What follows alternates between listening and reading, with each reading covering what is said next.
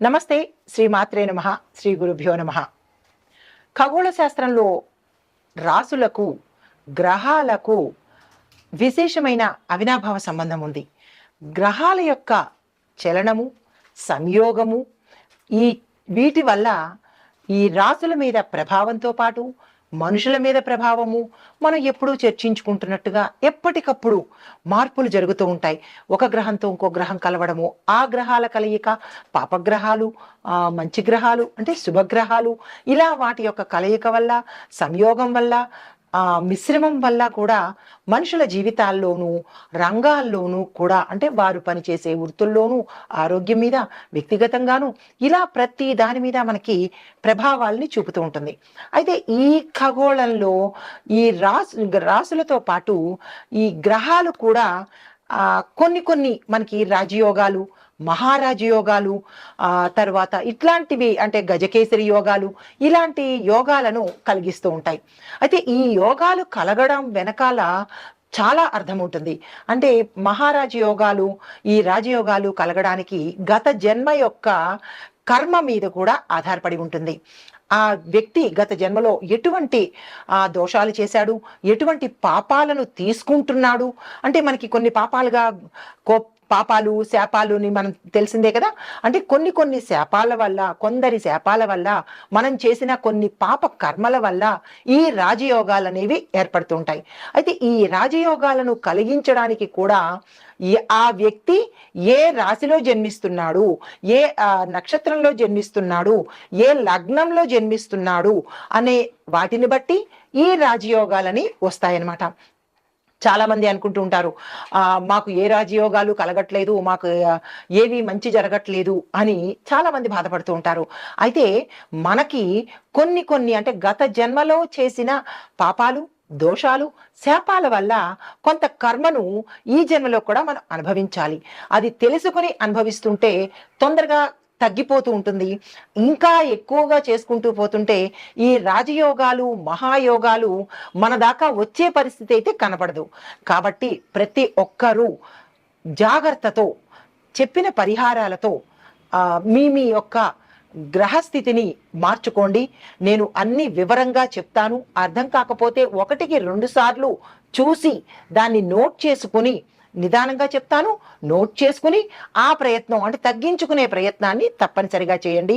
అందరికీ ఇప్పుడు నేను చెప్పబోయే మహాలక్ష్మీ నారాయణ రాజయోగము అందరికీ కలగాలని కోరుకుంటున్నాను. అయితే ఈ అంశంలో కనుక వచ్చినట్టయితే ఈ గ్రహస్థితి మనకి 6 రాసుల వాళ్ళకి ప్రత్యేకంగా కనబడుతోంది. అంటే 12 రాసుల్లో ఈ 6 రాసుల వాళ్ళకి ఎక్కువగా కనిపిస్తోంది. అది ఎవరెవరు అంటే కనుక మేషము, కన్య, తుల, ధనస్సు, కుంభము, మీనము. ఈ 6 రాసుల వాళ్ళకి విశేషమైన ఫలితాలని, అమోఘమైన ఫలితాలని, ధనప్రాప్తిని, ఉద్యోగాలు, వారు ఏది అనుకుంటే అవి జరిగేలాగా ఈ మహాలక్ష్మి నారాయణ రాజయోగంలో కలగబోతోంది. అయితే మిగతా రాసుల వాళ్ళకి అంత వైభవం ఉండదా అంటే దానితో పాటుగా ఈ మిగతా 6 రాసుల వాళ్ళకి కూడా యోగం అనేది ఏర్పడబోతోంది. అయితే ఈ మహాలక్ష్మి రాజయోగము ఎలా ఏర్పడుతుంది, ఎప్పటి నుంచి ఏర్పడుతుంది అనే అంశాన్ని చూసినట్టయితే కనుక ఈ 2025 జనవరి 28న శుక్రుడు మీనరాశిలోకి ప్రవేశించడం ద్వారా మనకి ఏర్పడిందనమాట. అయితే ఎప్పటి వరకు ఉండబోతోంది అంటే ఫిబ్రవరి అంతా ఉంటుంది. దీనితో పాటు ఈ యోగము 69 రోజుల పాటు కొనసాగుతూ ఉంటుందన్నమాట. అయితే ఈ యోగం కారణంగా కొంతమందికి ఆర్థిక లాభాలు, వృత్తిలో పురోగతి లాభాలు, కుటుంబంలో ఆనందము, శుభ ఫలితాలు ఇవ్వడం అనేది జరుగుతుంది. అయితే ఇందాక నేను ప్రస్తావించిన ఈ 6 రాసుల వాళ్ళతో పాటుగా మిగతా వాళ్ళకి కూడా ఇవ్వబోతున్నారు. అయితే చిన్నగా ఏమిటంటే ఈ 6 రాసుల వాళ్ళకి ముందుగా ఎలా ఉండబోతోంది అనే అంశాన్ని మనం చిన్నగా చర్చించుకుందాము. అయితే ఈ యోగ కారణంగా మేషరాశి వారికి ఈ సమయంలో అంటే ఈ 69 రోజుల పాటు సమయంలో డబ్బుకి కొదవ ఉండదు. భూమి మరియు వ్యాపారాల నుండి లాభాలు పొందే అవకాశము, అంటే రియల్ ఎస్టేట్ వాళ్ళు అన్నమాట, వ్యవసాయదారుడు, రియల్ ఎస్టేట్ వాళ్ళు విపరీతమైన లాభాలు పొందుతారు. తరువాత మిథున రాశిలోకి వచ్చిన వాళ్ళైతే కనుక వృత్తి విజయాలు సాధించి ఆశించిన ఉద్యోగ అవకాశాలు పొందుతారు. తర్వాత కర్కాటక రాశిలో వారికి ఆర్థిక పురోగతితో పాటుగా పెట్టుబడులు ఏవైనా పెట్టినట్టయితే, దేనిలోనైనా సరే పెట్టుబడులు పెట్టినట్టయితే విశేషమైన లాభాలను పొందే అవకాశం కనబడుతోంది. అయితే వ్యాపార విస్తరణలో కూడా అనుకూలమైన ఫలితాలను చూపించబోతున్నారు. కుంభరాశి వారి కనుక చూసినట్టయితే వీరికి ఉద్యోగాల్లో ప్రమోషన్స్, వ్యాపారంలో లాభాలు, దీంతో పాటుగా కుటుంబంలో కూడా మంచి పరిణామాలు సూచిస్తున్నాడు. అయితే మరొక విషయం ఏంటంటే, మీనరాశిలో, అంటే ఈ రాశిలోనే ఏర్పడుతోంది కాబట్టి మీనరాశిలో వాళ్ళకి ఆకస్మిక ధనలాభము, వృత్తిలో విజయాలు, కుటుంబంలో ఆనందమైన వాతావరణము, శుభకార్యాలు, శుభ ఫలితాలను ఇవ్వబోతున్నాడు. అంటే ఎవరెవరికి ఎలా ఇవ్వబోతున్నారు అనేది క్లుప్తంగా చెప్పాను. మరింత వివరంగా మళ్ళా ముందు వీడియోల్లో తెలియపరుస్తాను. అయితే ఈ రాశుల్లో ఉన్న వాళ్ళకి ప్రత్యేకమైన ఫలితాలు ఒక్కొక్క రంగానికి ఎలా ఉండబోతున్నాయి అనేవి సవివరంగా మీకు తెలియజేస్తాను. తదుపరి రాశి మిథున రాశి. ఈ రాశిలో ఉండే వారికి మా లక్ష్మీనారాయణ మహారాజ యోగంలో ఎలా ఉండబోతోంది అంటే, వృత్తి ఉద్యోగాల్లో ఉన్న వారికి కొత్త కొత్త అవకాశాలు రావడము, ప్రమోషన్స్ రావడము, బదిలీలు అవ్వడము, దీనితో పాటు మీకు ఏదైతే అనుకుంటారో ఆ కోరిక, అంటే ఉద్యోగంలో నాకు ఆ పొజిషన్ కావాలి, ఈ చోటకి ట్రాన్స్ఫర్ కావాలి, అలా మీరు ఏదైతే కోరుకుంటారో అవన్నీ జరిగే అవకాశము ఈ రాజయోగం సమయంలో జరగబోతోంది. అయితే వ్యాపార రీత్యా చూసినట్టయితే మీరు ఏవైతే ప్రణాళికలు వేసుకుంటారో అవన్నీ విజయవంతమవుతాయి. ఇంటర్నేషనల్ గా మాకు వ్యాపార సంబంధాలు మెరుగుపరుచుకోవాలి, ఎక్స్పోర్ట్స్ ఇంపోర్ట్స్ కానీ, లేదా అక్కడ కూడా మా బ్రాంచీలు స్థాపించాలి అని అనుకున్న వాళ్ళకి కూడా ఈ సమయము చాలా చక్కని సమయము. పెట్టుబడులు పెట్టండి, విస్తరించండి, వేరే విదేశాల్లోకి వెళ్ళి అక్కడ కూడా మీ యొక్క వ్యాపార సత్తాను చాటుకునేందుకు ఇది మంచి అవకాశం. కాబట్టి అసలు దుర్వినియోగం చేసుకోకండి, దీన్ని ఉపయోగించుకునే ప్రయత్నం చేసుకోండి. 69 రోజులంటే తక్కువ సమయం కాదు కాబట్టి జాగ్రత్తలు తీసుకోండి. కుటుంబపరంగా చూసినట్టయితే గతంలో ఏవైనా కలహాలు ఉండడం కానీ, లేదా అంటే మనస్పర్ధలు వచ్చి విడిపోవడం కానీ, ఇలాంటివి ఏవైనా కుటుంబాలు విచ్ఛిన్నం అవడం కానీ జరిగి ఉంటే కనుక అవన్నీ సమసిపోయి శుక్రుడు అన్యోన్యతను కలిగించే ప్రయత్నం చేస్తాడు. కాబట్టి ఇది సంతోషించకరమైన విషయం అనమాట. అయితే దీనితో పాటుగా వివాహాలు ఆగిపోయినాయి, మాకు దగ్గర దాకా వచ్చి వెళ్ళిపోయాయి అని అనుకున్న వాళ్ళు మళ్ళా తిరిగి ప్రయత్నం చేయండి, నిరాశ పడకండి. మీరు ఈ సమయంలో ఏ చిన్న ప్రయత్నం చేసినా అది సక్సెస్ అయ్యే అవకాశం ఉంది. దానితో పాటుగా మీరు అవన్నీ తిరిగి పొందే అవకాశం కూడా గోచరిస్తోంది. కాబట్టి నిర్లక్ష్యం చేయకుండా సద్వినియోగం చేసుకునే ప్రయత్నం చేయండి. అదే ఆరోగ్యం చూసినట్టయితే కొంతమందికి మెదడుకు సంబంధించినటువంటి తీవ్రమైన అనారోగ్య సమస్యలు వస్తాయి. జాగ్రత్తలు తీసుకోండి. అదే స్ట్రెస్ ఎక్కువ అవడం వల్ల కానీ, లేదంటే మనశ్శాంతి లేకపోవడం వల్ల కానీ, తీవ్రంగా ఆలోచించడం వల్ల కానీ, ఏది ఏమైనప్పటికీ మీరు గతంలో చేసిన ఇలాంటివన్నీ ఇప్పుడు ఈ సమయంలో మీరు పొందే అవకాశం కనబడుతోంది. మెదడుకు సంబంధించిన జాగ్రత్తలు తీసుకోండి. తలనొప్పులు రావడము, బ్రెయిన్లో బ్లడ్ క్లాట్ అయిపోవడము, ఇలాంటి విపరీతమైన, అంటే బ్రెయిన్ డ్యామేజ్కి అయ్యే అవకాశాలు కనబడుతున్నాయి. వెంటనే అలా సిమ్టమ్స్ కనిపించిన వెంటనే డాక్టర్ పర్యవేక్షణ తీసుకోండి, తగు చర్యలు తప్పనిసరిగా తీసుకోండి. అయితే మీకు చెప్పదగిన పరిహారము, ప్రతి బుధవారము గణపతి ఆలయానికి వెళ్ళి మీకు ఏదైతే కోరిక ఉందో ఆ కోరికను చెప్పుకుని స్వామివారికి గరికమాలను సమర్పించి బెల్లం ముక్కను కానీ చెరుకు ముక్కను కానీ నైవేద్యంగా పెట్టినట్టయితే కనుక మంచి ఫలితాలు పొందే అవకాశం గోచరిస్తోంది. నమస్తే. అయితే ఈ లక్ష్మీనారాయణ రాజయోగంతో 12 రాశులకి ఎలా ఉండబోతోందో చూసాం కదా. అయితే ప్రధాన పరిహారాలు ప్రతి ఒక్క రాశికి నేను సవివరంగా చెప్పే ప్రయత్నం చేస్తాను. మీరు కంగారుగా చూసి ఏదో విధిగా చేసేయకండి. నిదానంగా చూడండి. 1కి 2 సార్లు స్కిప్ చేయకుండా మళ్ళా వెనక్కి చూడండి, తప్పులేదు. మళ్ళా రెండోసారి చూసుకోండి. మీకు ఎన్నిసార్లు చూసుకోగలరో అన్నిసార్లు చూసుకుని ఈ పరిహారాలు నేను సవివరంగా రంగులతో ఎలా చేసుకోవాలి, ఏ రంగులు వాడాలి, ఏ వారం ఏది చేసుకోవాలి, మొత్తం అన్ని కలిపి పరిహారాలు ఏంటి అనేది వివరంగా చెప్తాను. ముందుగా ప్రధాన పరిహారాలు ఏంటంటే కనుక లక్ష్మీనారాయణ పూజ తప్పనిసరిగా చేసుకోవాలి. గురువారము లేదా శుక్రవారం రోజు మహావిష్ణు, మహాలక్ష్మి అమ్మవారిని తప్పనిసరిగా పూజ చేసుకోవాలి. ఒక చిన్న మంత్రం కూడా చెప్తున్నాను. ఆ మంత్రాన్ని విధిగా మీరు తప్పనిసరిగా చేసుకోండి. ఓం లక్ష్మీ నారాయణాయ నమః అనే ఈ మంత్రాన్ని 108 సార్లు తప్పనిసరిగా జపించుకోండి. ఈ 69 రోజుల పాటు ప్రతి గురు శుక్రవారాలు. తరువాత దత్తాత్రేయ స్వామి వారి పూజ చేయించుకోండి. గురువారము తప్పిస్తే పౌర్ణమి రోజున దత్తాత్రేయ స్వామి వారి మందిరానికి వెళ్ళండి. తరువాత దత్తాత్రేయ స్వామి మంత్రం కూడా చెప్తాను. దత్తాత్రేయ గాయత్రి చెయ్యండి. లేదు మాకు తెలియట్లేదు అని అనుకున్న వాళ్ళు ఓం ద్రాం దత్తాత్రేయాయ నమః అనే ఈ మంత్రాన్ని 21 సార్లు తప్పనిసరిగా జపించే ప్రయత్నం చేయండి. 21 సార్లు అంటే పెద్ద కష్టం కాదు కదా. అది కూడా చేయలేకపోతే మరి ఎవ్వరూ ఏమీ చేయలేని పరిస్థితి. తరువాత శుక్రవారం రోజు గురువారం రోజు ఈ 2 గ్రహాలకు శాంతి జరిపించండి. దాంతో పాటు గురువారం నాడు ఏం చేస్తారు అంటే కనుక పసుపుని దానంగా ఇవ్వడంతో పాటు చిక్కుడు పసుపు గింజలను దానం చేయండి. పసుపు అంటే పసుపుని, పసుపు కొమ్ములు కానీ లేదు దాంతో పాటు చిక్కుడుని కూడా దానంగా ఇచ్చే ప్రయత్నం చేసుకోండి. తరువాత ఇది గురువారము. శుక్రవారం నాడు ఏం చేయాలి అంటే పేద మహిళలకు, ఆడవారికి, బాలికలకు తెల్లని బట్టలను దానంగా ఇవ్వండి. సువర్ణము లేదా వెండి బొట్టు, బంగారం బొట్టు కానీ లేదా వెండి బొట్టు కానీ సమర్థత ఉన్నవాళ్ళు దానం చేసినట్టయితే మనకున్న దోషాలు పోయి మహాలక్ష్మి అమ్మవారి యోగం కలిగే అవకాశం కనబడుతుంది. తరువాత గోసేవ చేసుకోండి. శుక్రవారము సోమవారము గోవులకు గడ్డి పెట్టడము, పాలు దానం చేసుకోవటము, తరువాత ఆహారం కోసం డబ్బులు ఇవ్వడం కానీ లేదా ఆహారాన్ని మీరు సమర్పించడం కానీ చెయ్యాలి. అప్పుడు లక్ష్మీ అమ్మవారు చాలా సంతోషిస్తుంది. తరువాత మరొక దానం గుర్తు చేసుకోండి. అంటే ప్రతి ఒక్క పాయింట్ జాగ్రత్తగా నోట్ చేసుకోండి. నవధాన్య దానము అంటే ఈ యోగ సమయంలో ధనలాభం కోసము నవధాన్యాలు అంటే 9 రకాల గింజలను దానంగా ఇచ్చినట్టయితే ఉత్తమోత్తమైన పరిహారము. అంటే ఈ పరిహారాలన్నీ ఉత్తమమైనవే. మనకి డబ్బులు కావాలి అన్నప్పుడు దానికి తగ్గ పరిహారం చేసుకోవాలి కదా. ఊరికే డబ్బులు ఎవరికీ రావు కదా. కాబట్టి తప్పనిసరిగా పరిహారాలు చేసుకోండి. దీనితో పాటుగా దీపదానము చేసుకోండి. ప్రతి శనివారము అమావాస్య రోజు అంటే ఈ 69 రోజుల పాటు మీరు చేయవలసినవి చెప్తున్నాను.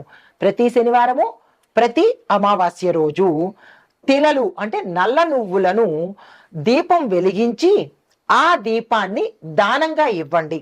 దానితో పాటు మీరు మీ జాతకంలో శని దోషాలు ఉంటే కూడా తప్పిపోయే అవకాశం కనబడుతోంది. తరువాత తులసి మొక్క దగ్గర, ప్రతి ఇంట్లోనూ తులసి ఉంటుంది కాబట్టి తులసి మొక్క దగ్గర దీపాన్ని తప్పనిసరిగా వెలిగించడం అనేది అలవాటు చేసుకోండి. సాయంత్రం సమయం కానీ ఉదయం సమయంలో కానీ దీపాన్ని వెలిగించండి. దీనితో పాటుగా విష్ణు సహస్రనామ పారాయణ నోటికొచ్చిన వాళ్ళు చదవండి. నోటికి రాదు అని అనుకున్న వాళ్ళు ప్రతిరోజు లేదా అంటే ప్రతి గురువారము శుక్రవారము తప్పనిసరిగా విష్ణు సహస్రనామ పారాయణ చెయ్యండి లేదా వినండి. చదవగలిగిన వాళ్ళు వినడం చేస్తే మాత్రం తప్పిదము. నోరు తిరగని వాళ్ళకి మాత్రమే వినడం అనేది చెప్పబడింది. గణపతి పూజ అంటే ఈ పై చెప్పిన వాటన్నిటితో పాటుగా గణపతి పూజ ఏ రాశి వాళ్ళైనా సరే విద్య, ఉద్యోగం, వ్యాపారము మాకు బాగా కావాలి అని అనుకున్న వాళ్ళు ప్రతి బుధవారము గణపతి ఆలయ దర్శనం చేసుకుని గణపతికి మీ యథాశక్తి పూజ చేసుకోండి. ఒక చిన్న మంత్రం కూడా మీకోసం చెప్తున్నాను. ఓం గం గణపతయే నమః అనే ఈ మంత్రాన్ని 108 సార్లు తప్పనిసరిగా స్వామివారి ముందు చదవండి. అయితే ఇవి పరిహారాలు.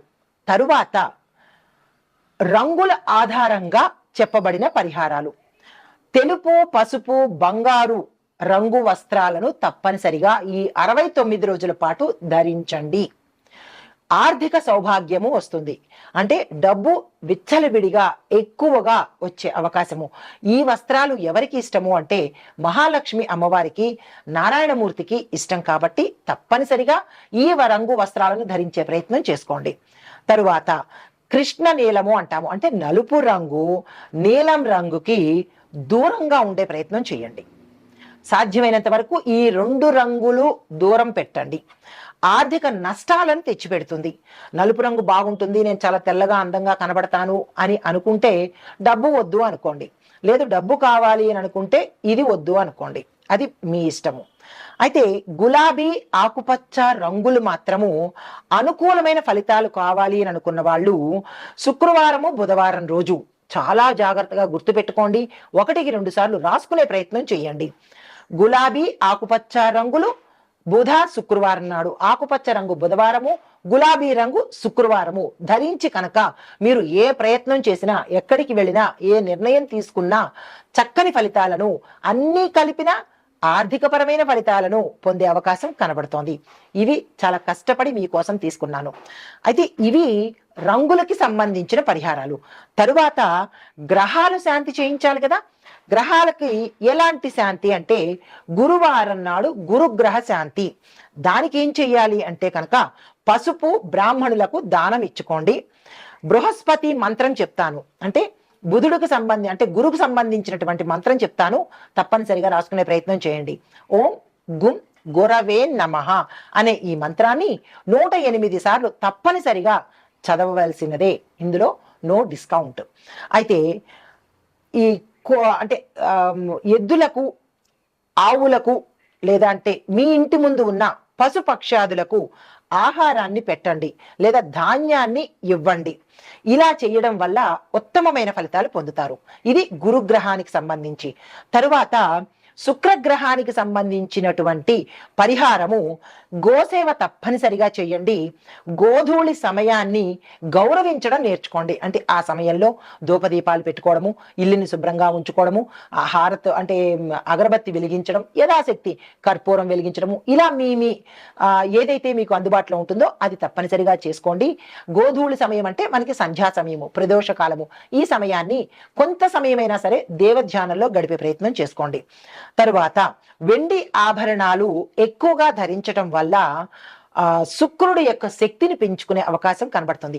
ఈ శుక్ర శక్తి ఎప్పుడైతే పెరిగిందో డబ్బులో కానీ, అందంలో కానీ, దాంపత్యంలో కానీ, ప్రేమలో కానీ అన్ని విధాల శుక్రుడు ఇవ్వంది ఏమిటి? వాక్చాతుర్యము, తేజస్సు, సంపద, తరువాత దేహ దారుఢ్యము, ఇలా అన్ని శుక్రుడు ఇస్తాడు. కాబట్టి ఈ ప్రయత్నం తప్పనిసరిగా చేసుకోండి. అయితే శుక్ర గాయత్రి మంత్రం కూడా చెప్తాను, చదువుకునే ప్రయత్నం చేయండి. ఓం శుక్రాయ నమః. చాలా చిన్ని మంత్రం కదా, దీన్ని కూడా చదవలేను అంటే ఎవ్వరు ఏమీ చేయలేని పరిస్థితి. ఓం శుక్రాయ నమః అనే మంత్రాన్ని 108 సార్లు తప్పనిసరిగా చదివే ప్రయత్నం చేసుకోండి. ఇవి గ్రహాలకు సంబంధించి. అయితే మరొక ప్రత్యామ్నాయం ఏంటి అంటే కనుక వారం వారము ప్రత్యేక పరిహారాలు మీకోసం తీసుకొస్తున్నాను. సోమవారం నాడు ఏం చేసుకోవాలి? శివుడికి అభిషేకం చేయండి, తెల్లని వస్త్రాలు ధరించండి. మంగళవారం నాడు హనుమంతుడికి నివేదన, మీ శక్తి కొద్దీ నివేదన సమర్పించండి. దానితో పాటు చెరుకు రసము లేదా బెల్లము ప్రసాదంగా స్వామివారికి సమర్పించండి. ప్రతి మంగళవారం గుర్తుపెట్టుకోండి. బుధవారం నాడు గణేష్ పూజ చేసుకోండి. ఆకుపచ్చ రంగు వస్త్రాలను మాత్రమే ధరించండి. ఓకే. తరువాత గురువారం రోజు దత్తాత్రేయుడి ఆలయానికి లేదా అంటే గురు సంబంధిత ఆలయాలను దర్శనం చేసుకోండి. గురు పూజలు చేసుకోండి. దానితో పాటుగా పసుపును దానంగా ఇచ్చుకోండి. శుక్రవారం నాడు లక్ష్మీ పూజ తప్పనిసరిగా చేసుకోండి. పేద మహిళలకు దానంగా ఇచ్చుకోండి. ఎందుకు దానాలు చెప్తారు అంటే ఇక్కడ పీనాస్థానం పెట్టుకోకండి. మనకి భగవంతుడు ఎంత ఇస్తున్నాడో అంతకు మించి ఇస్తూ ఉంటేనే మనకి వస్తూ ఉంటుంది. ఉదాహరణకి మీరు ఏమీ అనుకోను అంటే చెప్తా, అనుకున్నా పర్వాలేదు. మన బియ్య బస్తాలో బియ్యము అవుతూ ఉంటేనే కదా మనం మళ్ళా తెచ్చుకుని దాన్ని నింపుతాము. అలాగే బియ్యం ఉండిపోవాలి, నేను లావైపోవాలి, నేను ఆరోగ్యంగా ఉండాలి అంటే బస్తాలు కుళ్ళిపోతాయి, మనిషి వాడిపోతాడు. కాబట్టి ఇచ్చే కొద్దీ వచ్చేదే భాగ్యము. కాబట్టి ఎప్పుడు ఇచ్చే ప్రయత్నం చేయండి. పీనాసితనంగా ఎప్పుడు పొందాలి అని అనుకోవడం పరమ దౌర్భాగ్యము. ప్రతి ఒక్కళ్ళు ఫ్రీగా ఇవ్వాలి, ప్రతి ఒక్కళ్ళు మాకే ఇవ్వాలి, అలాంటి భావన ఉంటే కనుక భగవంతుడు కూడా మన వైపు దృష్టి పెట్టడు. కాబట్టి ఎప్పుడు ఇవ్వాలి ఇవ్వాలి అని అనుకుంటేనే భగవంతుడు మనకి ఇస్తాడు. కాబట్టి ఈ పరిహారాలను మీరు ఏమీ అనుకోకండి, అనుకున్నా పర్వాలేదు, మీ మంచి కోసం చెప్తున్నాను. కాబట్టి ఇచ్చే ప్రయత్నం చేయండి. ఎక్కడా పింగించి పీనాసితనంగా ఉండకండి. ఎంత దానం చేసుకుంటే అంత మనకి తిరిగి వస్తుంది. కాబట్టి ప్రతి దానము మీ యథాశక్తి. కొండని తవ్వి దానం చేయమని ఎవరూ చెప్పలేదు. చిన్న గులకరాయి అయినా దానం చేసే ప్రయత్నం చేసుకోండి. ఎదుటి వాళ్ళకి ఇచ్చే ప్రయత్నం చేయండి. ఆశించి మాత్రం ఇస్తే అది ఫలితం రాదు. ఆశించకుండా భగవదార్పణం అనుకుని కనుక ఇచ్చినట్టయితే తప్పకుండా భగవంతుడు తిరిగి ఇస్తాడు. అయితే శనివారం నాడు శనిదేవుడికి నువ్వుల నూనె దీపం వెలిగించండి. ఎవరైనా పేదవారికి నల్లని వస్త్రం దానంగా ఇవ్వండి. చిన్న రుమాలు చాలు. పెద్దగా ధనవంతులు కూడా చిన్న రుమాలు అని చెప్పలేదు. ధనవంతులకు తగినట్టు ధనవంతులు ఇవ్వండి. పేదవారికి తగినట్టుగా చిన్న వస్త్రాన్ని దానంగా ఇవ్వండి. అయితే ఆదివారం నాడు సూర్యుడి ఆరాధన చేసుకోండి. గోపూజ తప్పనిసరిగా చేసుకోండి. ఇవి వారాలకు సంబంధించినటువంటి నేను ఇచ్చిన ఫలితాలు, అంటే పరిహారాలు. దాని తర్వాత మొత్తంగా ఏం చెయ్యాలి అంటే కనుక, మొదటిది లక్ష్మీనారాయణ మంత్రం 108 సార్లు చదవండి. రెండోది దత్తాత్రేయ స్వామి వారిది విష్ణు సహస్రనామ పారాయణ తప్పనిసరిగా చేసుకోండి. మూడోది గోసేవ దీపము. నాలుగోది నవధాన్యము వస్త్రదానము, ఇవి దానంగా ఇచ్చుకోండి. ఐదవది గణపతి పూజ, శివ పూజ. ఆరవది పసుపు తెలుపు రంగుల వినియోగము. వినియోగం అంటే ఏమి లేదు, ధరించటం అన్నమాట. ఏడవది శనిదేవుడి యొక్క అనుగ్రహం కోసము ప్రతి శనివారము ప్రత్యేక పూజలు, ప్రత్యేక దానాలు అవి చేసుకోండి. అయితే ఈ పరిహారాలన్నీ పాటించడం ద్వారా సకల శుభ ఫలితాలను మీరు పొందుతారు. కాబట్టి తప్పనిసరిగా ఇవి చేసే ప్రయత్నం చేసుకోండి. వీటి వల్ల ధనము, ఆరోగ్యము, వృత్తి, కుటుంబము, తరువాత విజయాలు, మీరు ఏ పని చేసినా విజయం సాధించే అవకాశము, ఇవన్నీ మనకి లక్ష్మీ నారాయణ రాజయోగంలో కలుగుతున్నాయి. తప్పనిసరిగా ఈ పరిహారాలను నోట్ చేసుకుని పాటించే ప్రయత్నం తప్పనిసరిగా చేసుకోండి. ఆ లక్ష్మీనారాయణుల యొక్క అనుగ్రహము ప్రతి ఒక్కరికి ఉండాలి. ప్రతి ఒక్కరిలోనూ దానగుణం కలగాలి అని మనసారా కోరుకుంటున్నాను. నమస్తే.